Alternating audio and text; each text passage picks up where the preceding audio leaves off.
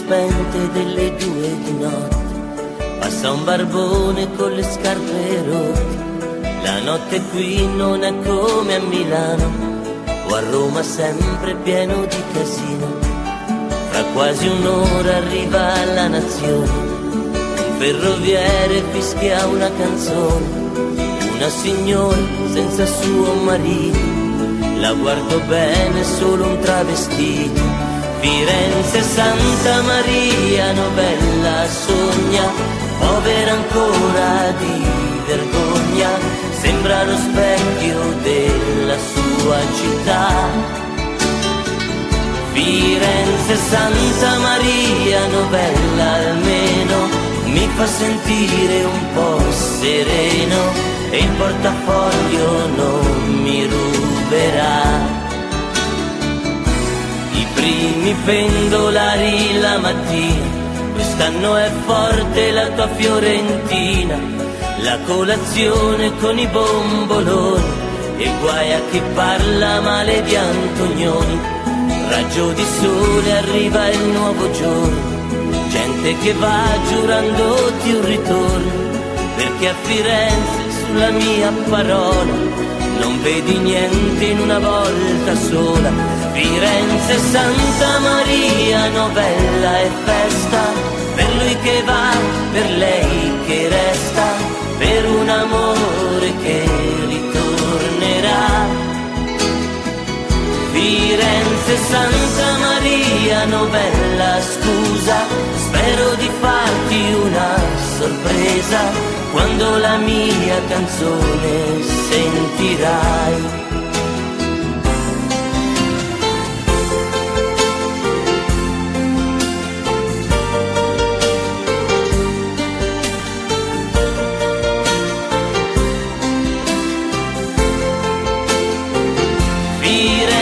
Santa Maria Novella sogna, povera ancora di vergogna, sembra lo specchio della sua città. Firenze, Santa Maria Novella almeno mi fa sentire un po' sereno e il portafoglio non mi ruberà.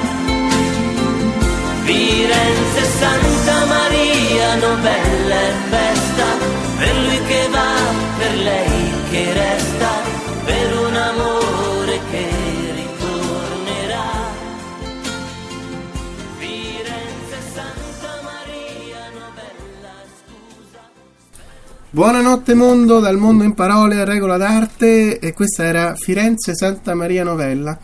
Ho scelto questa canzone degli anni '80 perché questa sera è con noi un grandissimo artista e anche un grandissimo amico. Io quando vivevo in Inghilterra avevo un amico speciale che si chiama tuttora ovviamente Reggi, e più che un amico speciale era un fratellino minore con cui passavo tantissimo del mio tempo, un tempo molto molto felice. E il fratello di questo fratellino speciale è appunto Roma, è scritto Romer per chi non fosse inglese, la cui pronuncia ricorda molto il suono della mia città, cioè Roma, no?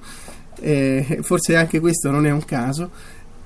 E imparai a conoscere questo artista che era un ragazzino, aveva appena 11 anni, era i primi anni delle scuole medie, e però già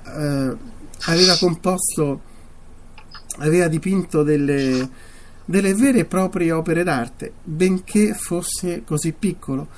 E io già allora ovviamente avevo questo intuito e questa sensibilità artistica, avevo già pubblicato dei libri e quindi ero sempre attorniato, e comunque benché facessi tutt'altro in Inghilterra, ero sempre diciamo pervaso da questa aura di arte.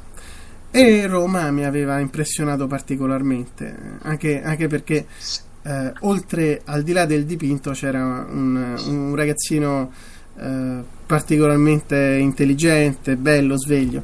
Oggi questo ragazzino non è più un ragazzino, è un giovane uomo, un ragazzo di 20 anni, dico bene? Sì, di 20 anni, di 20 anni, è venuto a vivere in Italia, a Firenze, proprio per poter incrementare questo suo talento artistico, e dove, se non meglio che a Firenze, che è un vero e proprio museo a cielo aperto.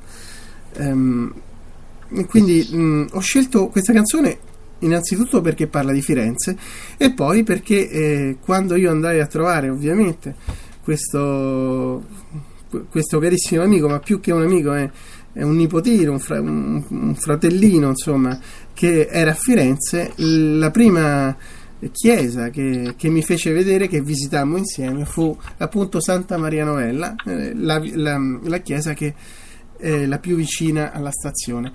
Detto ciò, ovviamente parleremo della sua formazione, di alcune sue opere che iniziano a essere ben conosciute anche tramite la nostra trasmissione.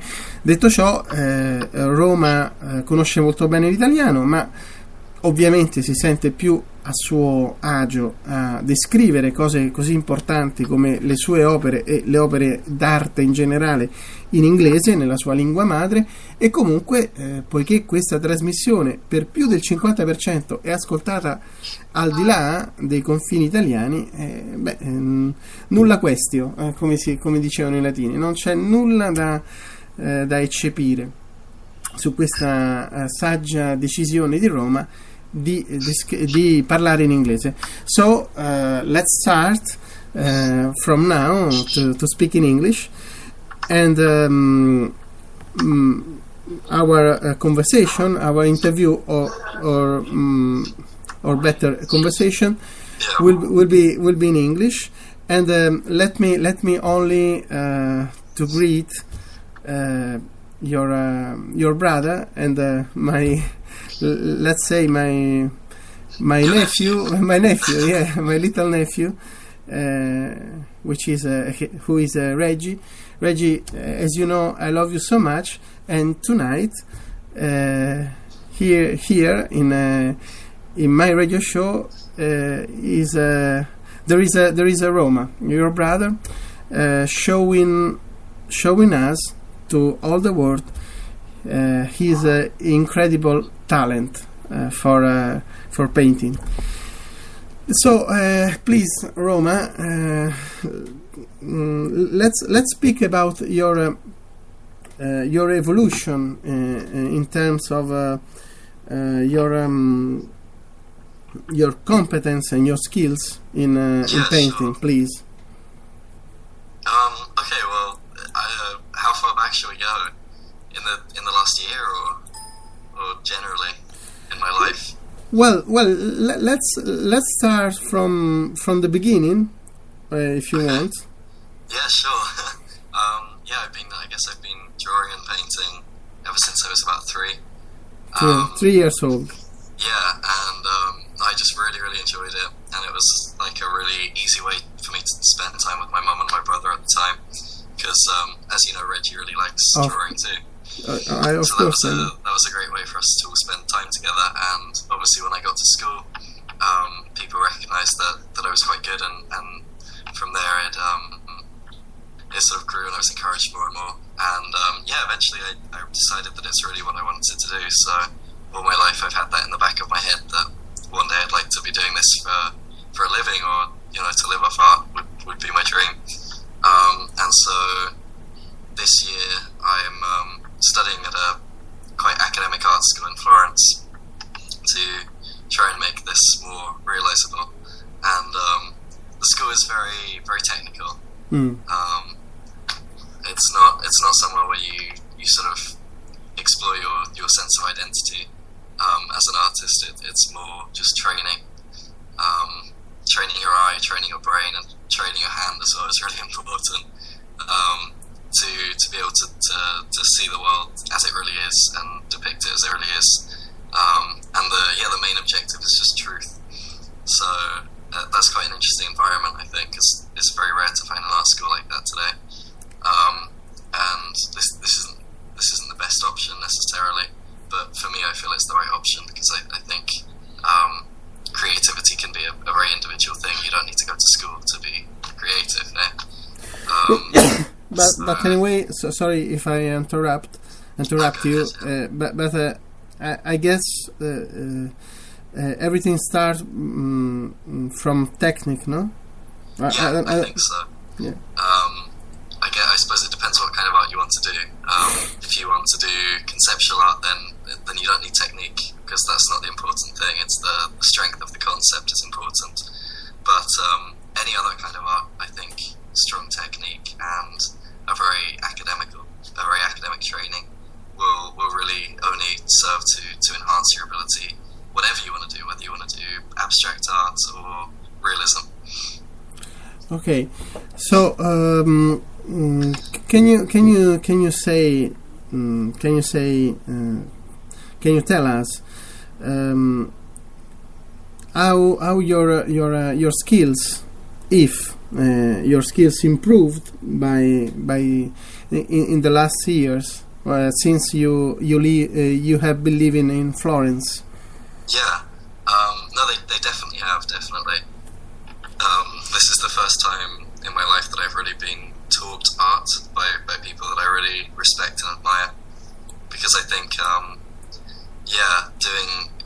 I always just sort of did things on my own and taught myself when I was growing up, and art in school in London, art, we do GCSEs and A-levels, are like art maturità.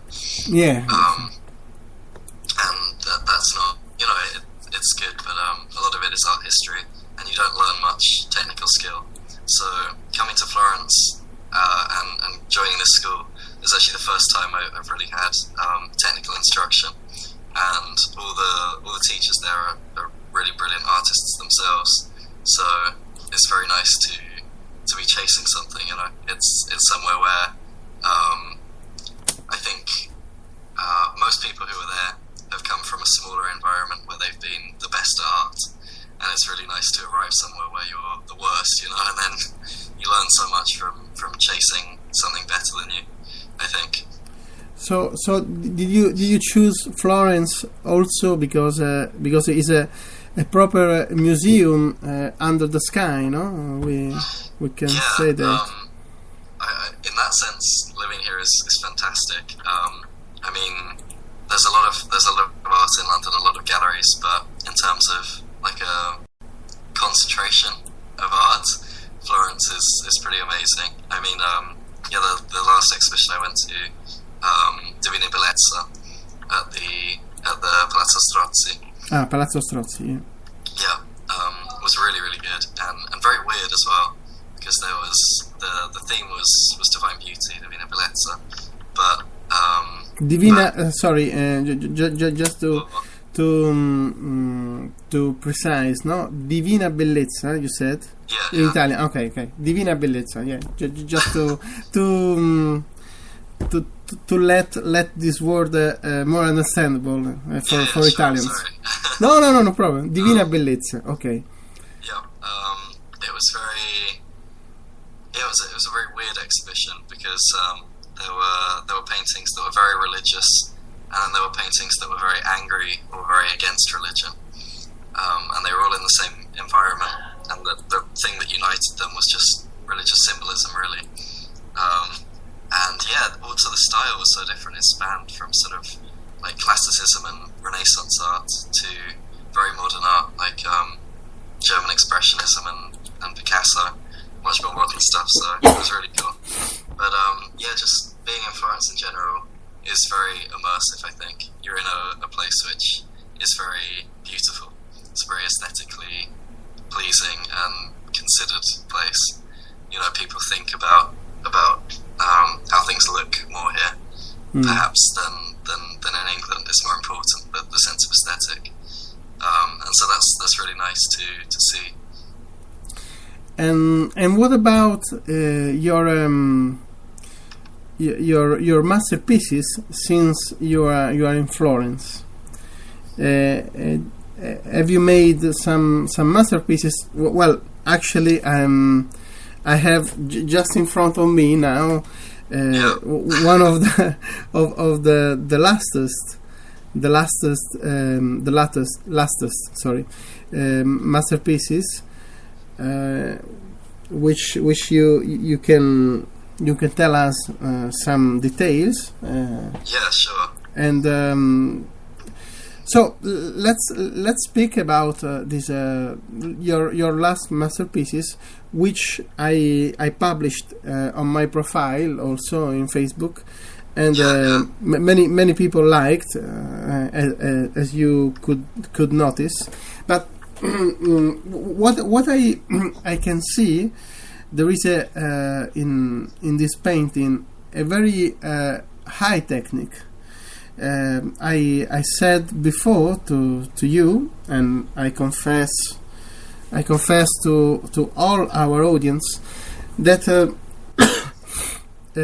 is a proper painting, but it looks like a picture, a photo. So actually, I couldn't realize until I spoke with the author, who is actually Roma, if it was a photograph or a proper painting. Actually, it's a painting. So it's done in charcoal, actually, carbone. In carbone. Okay. How did you say in English? Charcoal. Huh? Charcoal. Charcoal. That's a weird word. Yeah. Charcoal. Yeah. I didn't remember this word, but actually, can you describe this painting? What I've noticed first sight, which is there is an incredible technique using just to create it. Yeah. This is probably the thing I've done while I'm here that I'm most happy with. And it took a really long time. It was about 100 hours work. So yeah, I don't know. I mean, to start this off, I did like a lot of preparatory sketches. We had a real model in front of us. His name is Stefano. So is a real name? Yeah. Sorry, is a real model? Yeah. Okay. He's from Italian, no? Italian. Yeah. Stefano. He's from Florence. He lives in Florence. And yeah, he's done some. He's a very cool guy. He's done some acting in the past, and now I don't know how old he is, but he's like a model for the school. And yeah, he's also great to draw because he's very tall and skinny and defined, so you can see every muscle, you can see every bone, you can see every tendon, and that's really nice to draw. It also, in a way, it makes it more easy because you have more reference points. So, for example, if I want to know where to put the rib, then I can judge it by, I don't know, the sternum in the middle. Okay. Which you can't see on people with more body fat, so that's really nice to have a model like that. In terms of technique, I think the big thing for this was probably just getting a good sense of light, because the light was very like front on. It wasn't very interesting, and so I had to create a little bit more of a sense of light. And the way I've done that is just by, I mean, I don't know if you can see, but there are certain points on this where it merges into the background, it fades away. For example, the shoulder, which is turned away from us, sort of fades into the background.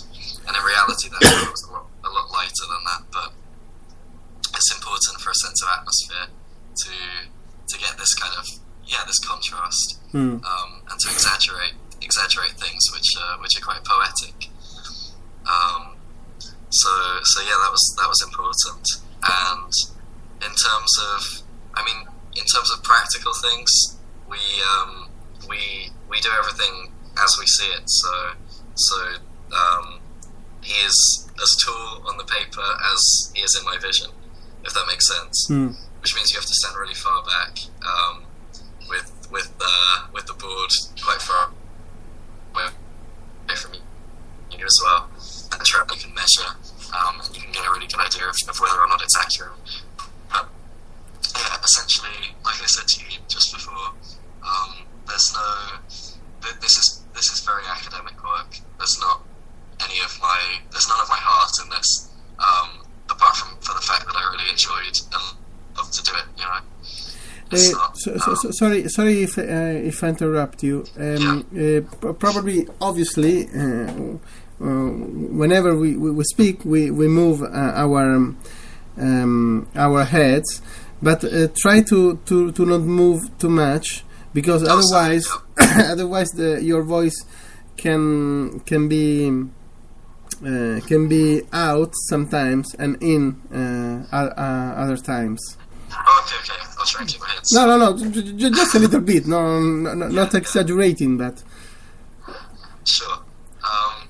Yeah. So I guess that's all I have to say about it. Anyway, I guess. But yeah, I do think there's something very nice about drawing nude models, and people find lots of different things that they like about it. For example, I think for some artists it's the beauty of the human figure. But for other people, it's just the thing I really like about that is how vulnerable and human it is. It's a very human thing to see.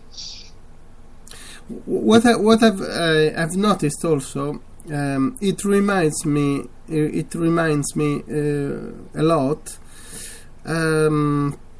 some sculpture of, for example, Michelangelo, by Michelangelo, because it is very every part of his body is very detailed, just like during the centuries of Renaissance, and actually this figure is a Florentine figure, and this extreme cure for any detail of body reminds me the Renaissance, and specifically Michelangelo. Michelangelo, I mean, is not in terms of painting, but in terms of sculpture. Yeah. Actually, your painting is so real that it looks a proper sculpture. Yeah, that's really nice. I'm glad you think that, because that means that it's very three-dimensional. Exactly. I'm happy to hear that. Yeah. I suppose, the approach and the attention to detail is something that we really we aspire to drawing from the Renaissance for that, because that was a time of extreme. I mean, they were humanists. It was a time of extreme progress for man, artistically and scientifically, and their aim was really to understand everything. But having said that, there was also quite a strong sense of aesthetic during those times. So, the David, for example, by Michelangelo. Yeah, the David di Michelangelo, yes. Yeah, exactly. It would have a similar attention to detail as this, but it would also be a very idealized form. So, a very muscular guy, with, who looked very idealized, I think is the right way to put it. So, it was very accurate and detailed, but also idealized. And I suppose the difference between the two is that this is very real, I'm not trying to make him look more beautiful or more masculine or more muscly or anything like that. Actually,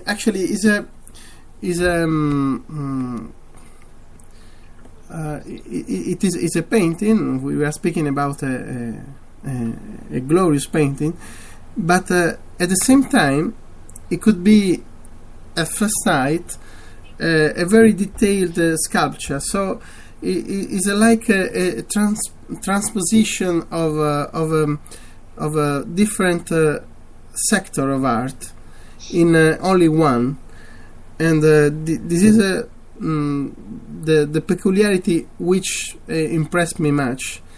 And I don't know if you agree, but looking at this painting,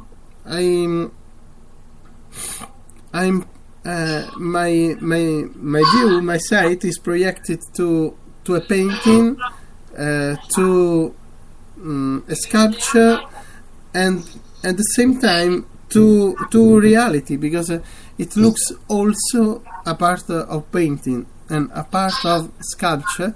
It looks like a photograph. So these three elements of art and reality are living in one, in my opinion. Well, thank you so much. That's a huge compliment. That's very nice to hear. I think there's a lot to be said from working from life.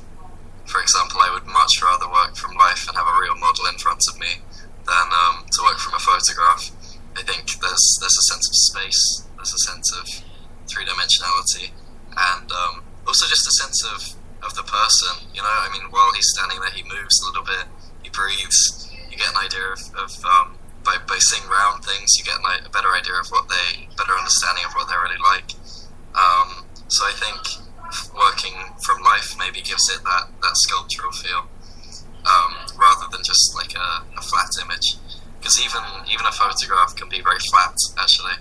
Yeah. Like, yeah, exactly. For example, like your face in front of me now that I can see on Skype, it looks very real. It looks like you, but it also looks very flat. Yeah, of course. It doesn't explain your whole face or the way it moves, or there's a missing piece, and you can get that when you work from life, which is great. Yeah, actually, if you spoke about David in Italian, David by Michelangelo, and honestly, it reminds me to David by Michelangelo, but also, and even more, reminds me for the extreme detail of any I would say any atoms of that body. I would say reminds me La Pietà, La Pietà by Michelangelo. Yeah. Because that's in Rome, isn't it? yeah, it is in St. Peter's. Yeah. We will see it together. Yeah, sure. The second Pietà, right? Yes, in St. Peter, inside the basilica. That's probably one of my favorite sculptures, actually. Yeah, it is, and personally, it's my favorite sculpture in which I've ever seen. And your painting reminds me a lot, La Pietà. Obviously, the subject is totally different, but the cure, the extreme cure for any detail of the body, and also the contrast and the light, which can give us your painting. For these two elements, I mean the light and the profound cure for any detail of the body, reminds me even more La Pietà by Michelangelo than the David by Michelangelo. Yeah, maybe that's partly also because of the vulnerability that's in the Pietà. For example, both the figures are very vulnerable at that moment. You know, obviously Christ's dead, and his body looks very vulnerable. Yeah. But also Mary is very vulnerable in that moment. Probably. Whereas David is like very strong and invulnerable. He's like a hero, you know. And I suppose, that's weird. That's a weird thought, because Michelangelo's David was probably one of the first ones to be an invulnerable David. All the ones before were like a little boy. The sculptures, because you know in the story he's a young boy who was expected to die to this giant.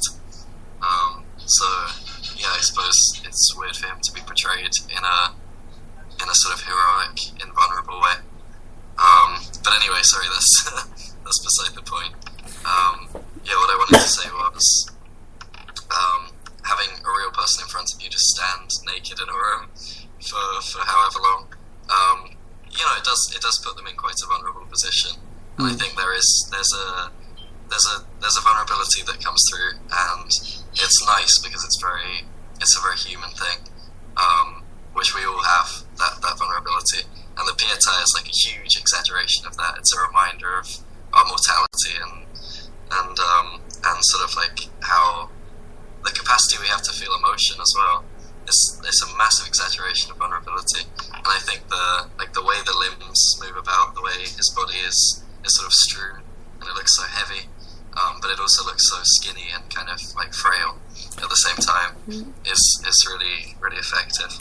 But probably the two elements which I mentioned were not I didn't consider my subconscious. Probably my subconscious made me this parallel between La Pietà. It's a very subtle thing. Kind of, it goes. I agree. So, my dear Roma, if you want to speak about other masterpieces by you, we can, or if you want, and maybe it's better even for our audience, we can speak about your other masterpieces in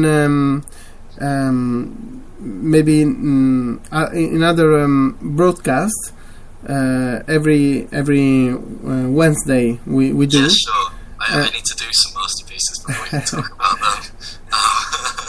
I don't know if this is a masterpiece, but this is something I'm proud of. When there's another one, we can talk about that. But anyway, our broadcast is only very happy, and also is very it's something very important for us to have an artist to speak with, and a very talented artist like you. So you are always welcome. Since next sorry, I'm a little bit ill. Since next Wednesday, whenever you want, you are especially if you want to present your to show your to speak about and to show your masterpieces, and also to speak as an artist, as an artist with many skills, many competence about everything, about any form of art. You are always more than welcome. So, do you want to greet someone? Yeah, sure. I suppose just like my friends at the school who are doing the same thing as me and know what it's like and are really enjoying it. And my mum, because she'll probably listen to this. So and thanks so much for having me on. It's been really fun to talk to you. I thank you, and of course I greet a lot your mom, Catherine, my dear Catherine. Finally, we see the The way of life is so unpredictable but so beautiful, and especially my little, well, now it's not little, it's very tall. They told me my nephew Reggie, Robert, your daddy, and you obviously, your friends, and also along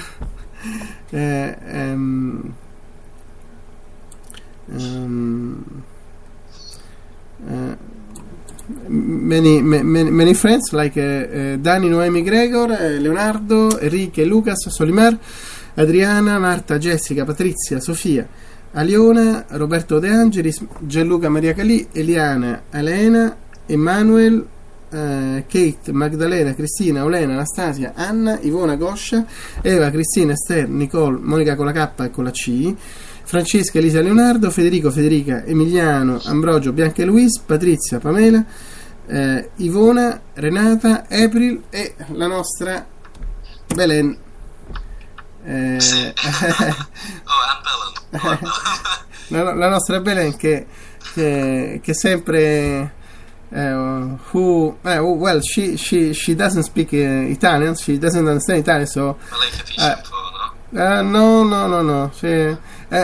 Well, she understands perfectly English, obviously, but well, let's greet her in Spanish.